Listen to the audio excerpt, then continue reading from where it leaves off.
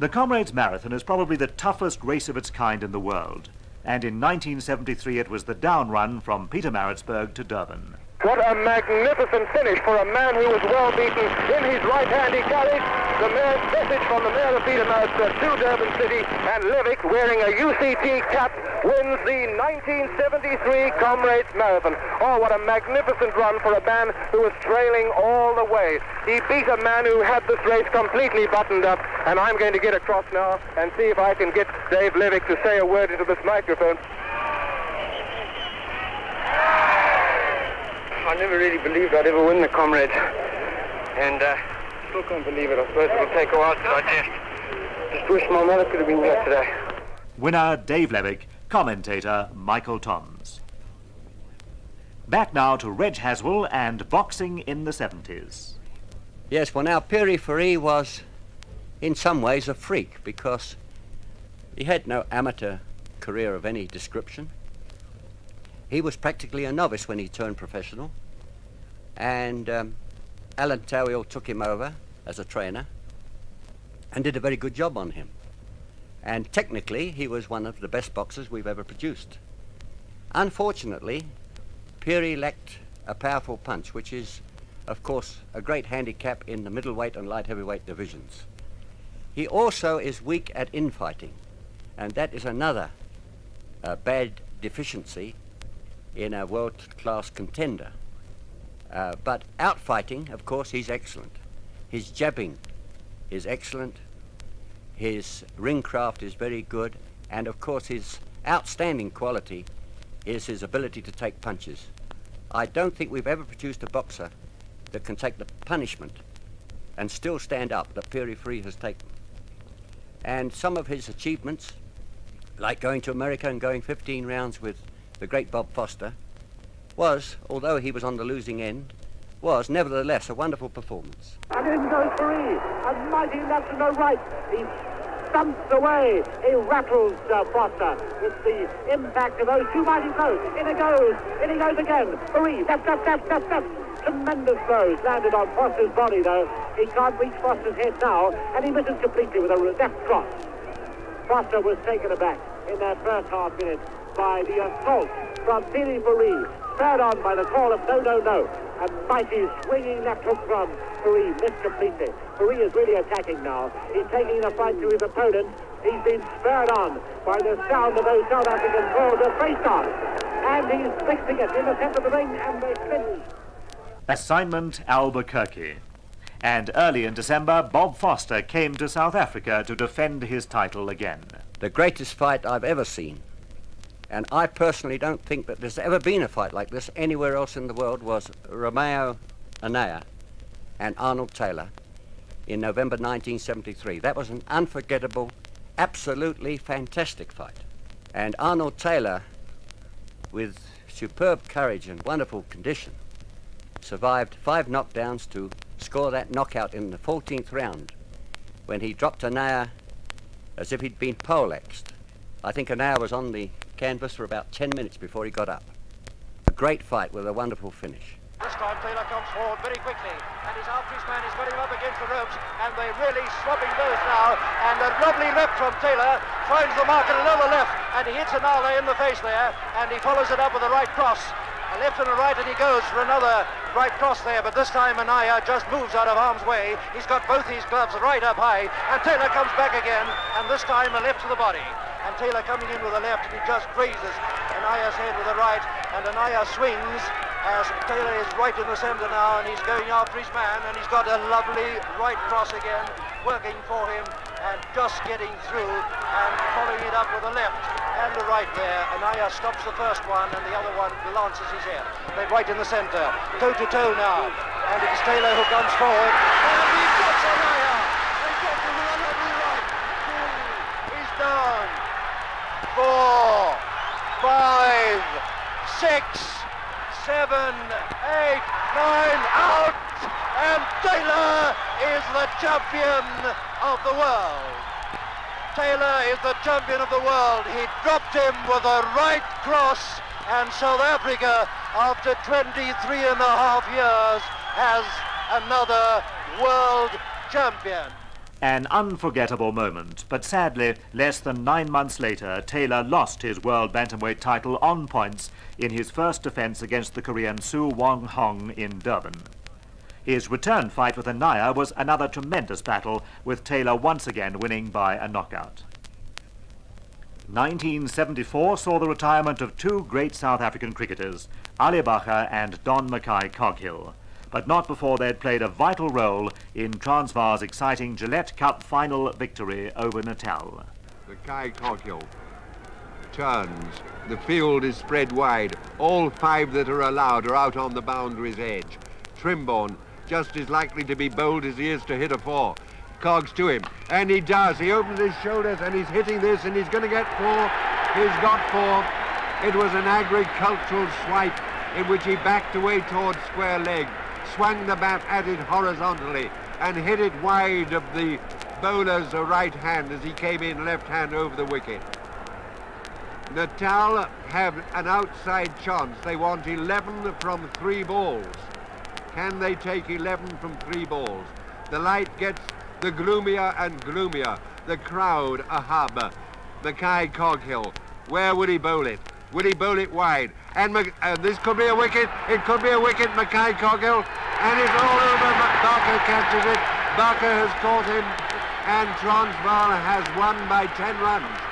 Transvaal has run by 10 runs in the last over of the match. And what more fitting? Caught Bacher, bowled Mackay-Coghill. It is a fairy story. Transvaal has, for the first time, won the Gillette Cup. Transvaal has won by 10 runs. The final wicket has gone down. Trimborn caught the skipper Bacher, bowled his first lieutenant Mackay-Coghill, and Trimborn is out for 4. Groves is not out 43. 249 in reply to the Transvaal 259, and I think there were 2 balls left. I think that was the 4th ball of the final over of the match. Could things have been tighter? Could the finish have been more happy for those who love their sentiment as well as their cricket? Charles Fortune as eloquent as ever. On the athletics track, in the national championships over Easter, it was again Fanie van Zyl and Danie Malan fighting it out stride for stride in the 1500 metres. It's now Van Zyl and Malan. The crowd are leaping up and down in front of us. Tremendous excitement. Van Zyl's in front. Malan still at his shoulder. And Smith is now 20 metres behind. Fanie van Zyl must win, but here comes the burst. Here comes the kick from Malan. Can Malan catch him? It's Van Zyl. It's Malan. It's Van Zyl. Still it's Van Zyl. Malan can't catch him. Here comes Malan making a desperate effort. It's Van Zyl. Van Zyl will hold on. 10 to go. Van Zyl breaks the tape now. And only half a metre behind him is Danie Malan. And then the plucky Smith from the Free State comes in next. And now Leach of Eastern Province to take 4th place. A new South African record for Van Zyl. Easter time is also tennis time in South Africa, and it was good to have Max Robertson back at Ellis Park for the Clows Classic. 30, 15. So 2 points from winning this title now. Pattison serves the left-hand court. To the forehand, too long. Tremendous return of serve by Alexander. He wishes it had been right. Second serve from Pattison is right to the backhand. High kicker, return. Pattison a forehand volley, cross-court. Alexander runs, gets it down the line. Pattison's there, cuts off with a backhand volley. Playing it, using his body as a counterbalance to play the shot. And looking round, turning 15. full circle to look round at the effect of that shot and sees it was right. And now he's at match point. Serves the right-hand court, down the centre, backhand return. Pattison a forehand volley. Alexander backhand cross-court. Pattison cuts off, stabs it. He's won! Game, set, He's won set. with a beautiful stab volley that never rose.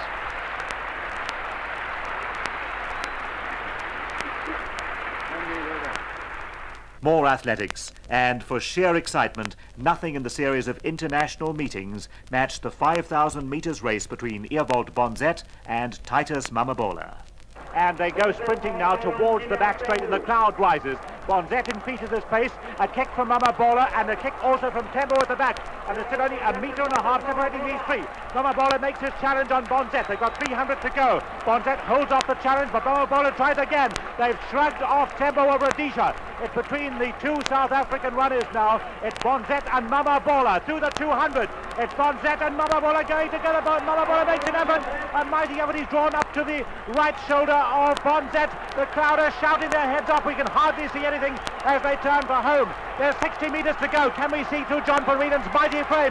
As they've got 50 to go, we don't know who's winning. It's going to be Bonzet. Mamabola challenges. Bonzet. Mamabola again. Bonzet will get it with 50 to go. 40 to go. It's Bonzet from Mamabola. Bonzet now. Mamabola second. What a race. In third place, Tembo of Rhodesia. And you should have seen the reaction on John van Rieden's face there as he watched it. John van Rienen, who was to break the world discus record a year later.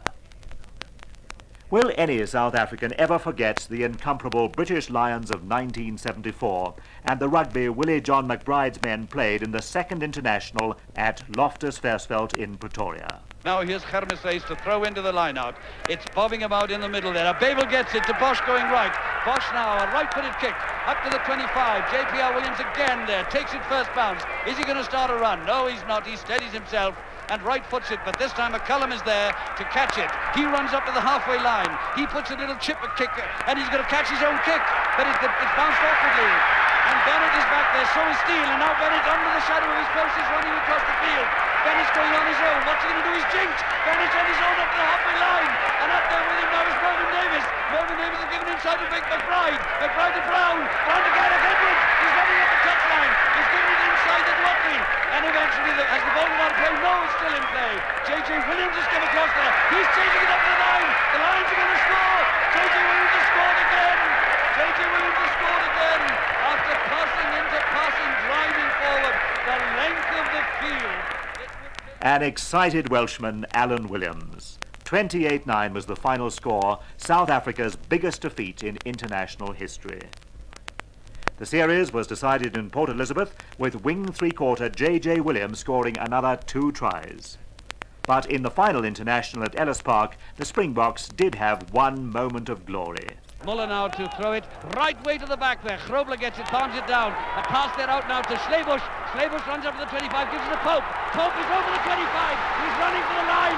JPR Williams, a great tackle. And an inside pass. The ball is over and the Springboks have scored a try. The Springboks have scored a try. A great run down the right by the wing, Pope. And it's Cronje of the centre who's come up. And at long last, the Springboks have crossed the Lions' line. Into the dying moment of the match, 13 all, then drama and controversy. Good jump by Ralston. Down the line it comes to Milliken. Milliken now. JPR on the line. JPR breaks through. He's got one man to beat. He's not there yet. He's found Slattery's going to go to the line. He's over. Slattery's over. But has he been allowed? No, there were half a dozen Springboks who came back in defence there. And it's not allowed. No try. Well, Slattery is not the last man off the ground there, but 5-yard scrum it is, 5-yard scrum, and the Lions still in a good position. They're put in. JPR made most of the running, and Slattery took the ball and almost got there, but all hands piled in. Now Gareth Edwards on the blind side, out to J.J. Williams, who cuts into the right. J.J. storming for the line, he's not going to get through either. Now the second phase, can the Lions get it? No! The match is over, it is drawn, it is 13 points all, and it's all over. 3-0 the series, and for the first time this century, the British Isles had beaten South Africa in South Africa. While all was not well at home, a young tearaway South African, Jody Scheckter, kept the flag flying round the Grand Prix circuits of the world. His first win was in Sweden, and then came the British Grand Prix at Brands Hatch. And here he comes, absolutely on his own and very swift and very smooth and deserving of his victory, which must surely be his now as he goes down towards Dingledale. In a few seconds he'll go past Nicky Lauder, whose Ferrari's offside rear tire is flailing the tread as it goes now, almost down onto the rim. It'll be a sad thing for Nicky Lauder, but he knows why he was beaten. But for Jody Scheckter, married this year, he must be a very happy man today, and to see the finish back to Robin Richards. And Nicky Lauder has dropped even further back, because up into second position, and here the leader and the winner comes, and the John Player British Grand Prix is won by the South African Jody Scheckter in the Tyrrell Ford. And Jody went on to finish third in the World Drivers' Championship in his first full season of Grand Prix racing. Back home, and for Vivian Granger, a memorable Castle Cup soccer final. If only for the wonderful spirit shown by the Pretoria club Arcadia, who beat Highlands Park. if only too for the wonderful spirit shown by the Praetorians. They came over in their thousands by buses and in cars, and I suspect that some even came on foot. But the enthusiasm that night when their side won the cup had to be seen to be believed. Picked up by McCann, headed back. Node comes to his feet, he traps it neatly and sends a long ball down onto the penalty area. This is dangerous, but yes, it's dangerous. The ball's in the goal. The ball is in the goal. It looked dangerous, and it was Steve Wegerle who came up there while both Mickey Rose and I think it was Balson just hesitated for what split second, and it was Steve Wegerle who just pushed his right foot out, and then he turned away. He knew the ball was in the net as it was on its way. Steve Wegerle, who was named Footballer of the Year. The final score in that match, 2-0. Davis Cup tennis again, and history is made at Ellis Park. 3 match points, 3 Davis Cup tie points to South Africa. 2 Panatta. Ball too long. Panatta played it, only got the 2 Panatta. Panatta returns. McMillan puts out a court. McMillan at the net, volleys wide. 40, 50. Bertolucci returns. Out of court, out of court. It's all over. South Africa has done it. That return of service, and South Africa has won 7-5, 6-4, 10-8.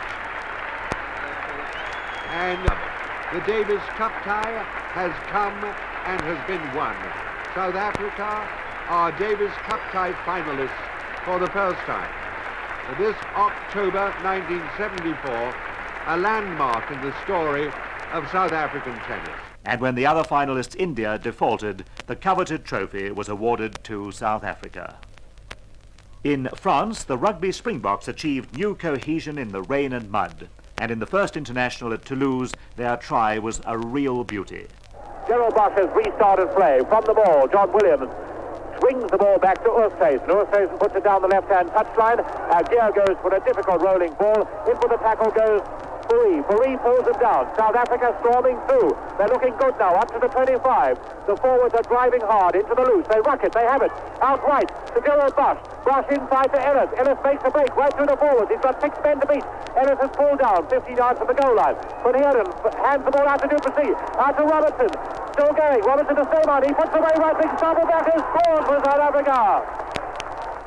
Final score 13-4 to South Africa. And with a 10-8 victory in Paris, South African rugby was on the way back again. This was confirmed during the tests in 1975. Further triumph at Lagunitas, with golfers Bobby Cole and Dale Hayes winning the World Cup.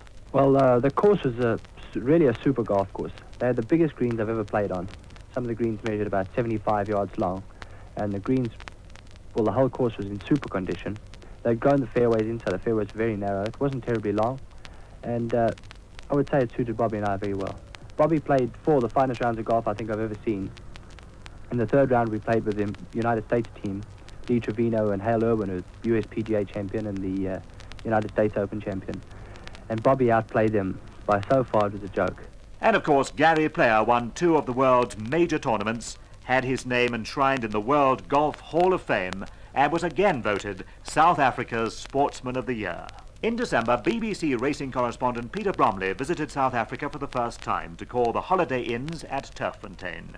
They're coming now to the 500-metre mark, and it is still in the centre of the course, agitation, and they're spread right across. Diamond Prince comes next, then wins a lad, then on the outside Sledgehammer. Finishing well is Sabre. They're coming now to the 300-metre mark, and it is Elevation that bursts through to take it up, and it's Elevation that goes to the front from Armistice and Diamond Prince, and then some Sledgehammer, and Queen of All is finishing well, but it's Elevation now, going to the line. 150 yards to go. Elevation is going to win this great race. The 30-yard running. Queen of All is not going to catch her. Elevation, Queen of All, Sledgehammer is 3rd, Armistice 4th. Then comes Sabre, the numerator. What a fantastic performance by this great horse. Elevation has won it. He's carried 121 pounds and ridden by the Cape champion Garth Fuller. He's done the dream race. A crowd wild with emotion over a horse. But what a horse. Elevation.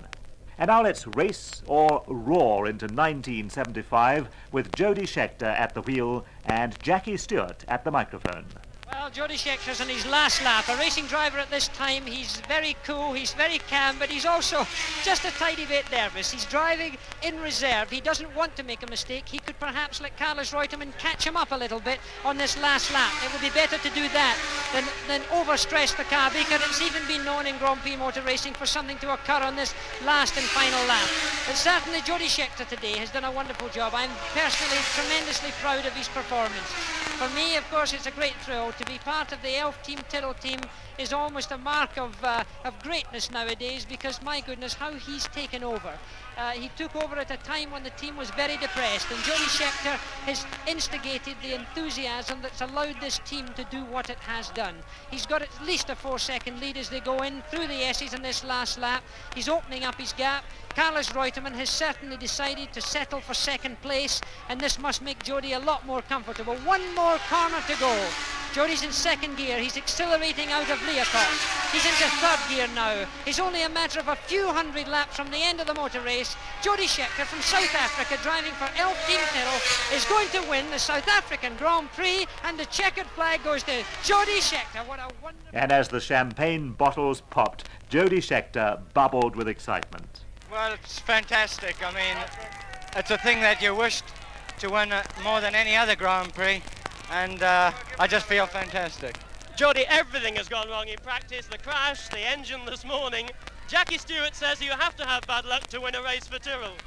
Well, after the bad luck we had and the engine blow up in warm-up, according to bad luck, I should have won it by 4 laps, but that was good enough. Indeed it was. On to even fiercer pursuits. In April, a brave Pierre Fourie challenged yet again for the world light heavyweight crown and came within a whisker of outpointing the new champion, the animal from Argentina, Victor Galindez. And now again he goes in trying to mix it with Galindez, and this is surely not the way. And now Galindez is complaining that Pierre Fourie was butting him, and Fourie claims that he was butting, and now the action is furious. Pierre Fourie climbing into his opponent, but Galindez is clubbing away at him now, and there's definitely a cut over the right eye there of the world champion Victor Galindez. He's in a spot of bury, but he's now absolutely infuriated, and Pierre Fourie is going in.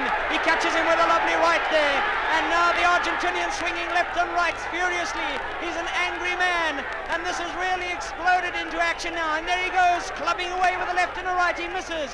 Pierre Fourie makes him miss badly, and Fourie too has got blood on the side of his face, but I don't think that's from a cut. I think it's from the blood of Galindez, and Galindez catches him with a tremendous left hook, and Fourier's in trouble for a moment, and then they wrestle away down here in front of us, and they are pushed apart by the referee, Mr. Waldemar Schmidt, and they box on.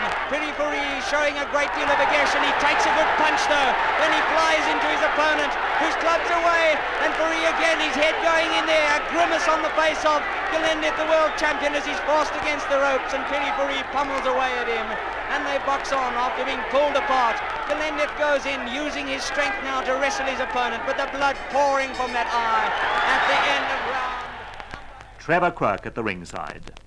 5 months later, Fourie again suffered the disappointment of defeat in a return bout with Galindez, this time a split points decision. Almost unnoticed, a contingent of South African athletes slipped out of the country at the end of July and walked away with 5 titles at the British AAA Championships at Crystal Palace. One of them was in the 1500 metres. And as they take the bell, it's Danie Malan, the South African, a world-class runner at this distance, who goes into the lead, but little Phil Banning is stuck in well behind him. It's Banning in second place at the moment. Barry Smith is in third place. Frank Clement is in fourth place. And behind him it looks as if Douglas has moved up. Melville too, the New Zealander, is there. But at the moment it's Danie Malan as he goes halfway down the back straight. Seems to have built up a lead of 2 or 3 metres. And the time, Peter? 1200 metres, 2 minutes 57.8. So the pace quickening very much. 200 metres to go, and Malan seems to be widening his lead now. Is that Clement making a break? Clement is kicking on the bend, so this is going to be one heck of a finish now. But Malan perhaps has got the power to do it. He comes out of the bend and into the home straight, and it's Danie Malan leading by some 10 metres now from Frank Clement. A furious race on two for third place. Little Phil Banning might hold it, but it's going to be Malan with 50 metres to go. Malan is kicking hard. He's got the power to do it.